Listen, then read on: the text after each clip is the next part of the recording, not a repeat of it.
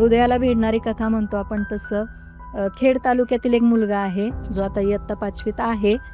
त्याला हाडांचा कॅन्सर झालेला आहे आणि तो आता मुंबईमध्ये ट्रीटमेंट घेतोय. तर तो व्हिडिओ बघून एक एक एक एक त्या कन्सेप्ट क्लिअर करतो, गणितं सोडवतो. तर त्याची इच्छा झाली की माझ्याशी बोलायचं आहे.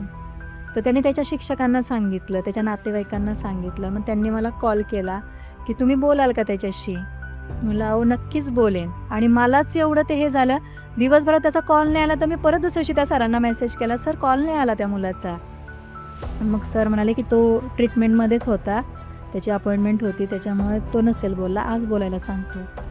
अक्षरशः म्हणजे वाईट एवढं वाटत होतं की अशा स्टेजला म्हणजे आपण एक कॅन्सरशी लढा देतोय, पण त्या मुलाची विल पॉवर एवढी मोठी किंवा एक धाडस किंवा धैर्य मोठं की तो तिथं पण अभ्यास करतोय. पुढचं त्याला काहीच माहीत नाही आहे. आणि एवढ्या मोठ्या कॅन्सरसारख्या आजाराचा तुम्ही आता मी ऐकून आहे केमो घेणं किंवा काय ती जी ट्रीटमेंट असते ती खूप जीवघेणी असते किंवा त्रासदायक असते. तर त्या गोष्टीला तो सामोरे जातोय आणि वयवर्ष फक्त 10 किंवा 11 असेल. पण या मुलामध्ये ही ताकद कुठून आली? म्हणजे हे सगळं मराठी शाळेतूनच घडते असं मला वाटतं. किंवा माझे व्हिडिओ बघून त्याला एक वाटलं असेल की आपण या मॅमशी बोलावं. आणि मी जेव्हा त्याच्याशी बोलले त्याला मी म्हटलं तू खूप स्ट्रॉंग आहे हां. थोडंसं त्याचा डोळे हे झाले, पण तो परत एकदम हो मॅम मला तुम्ही पदावली शिकवा.